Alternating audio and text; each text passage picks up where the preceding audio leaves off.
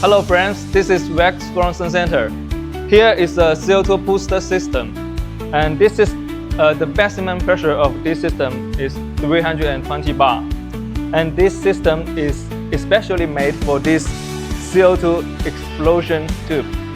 And here we can see a special building fixture made for this tube.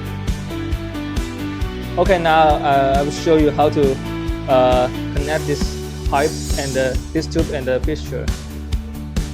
And this is the high pressure port connect to this hole. You see there is a hole here.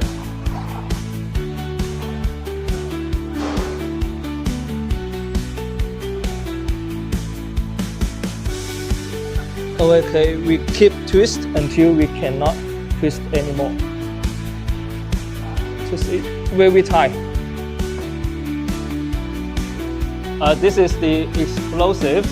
So when we going to actually use the explosion tube, we need to put this inside. Use the explosives to explode the CO2 to cause the larger explosion.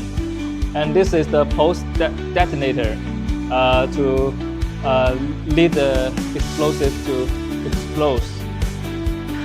Okay, and after we connect the driven air and the CO2 source, we can open the this driven air switch to let the pump working, and we open this high pressure switch.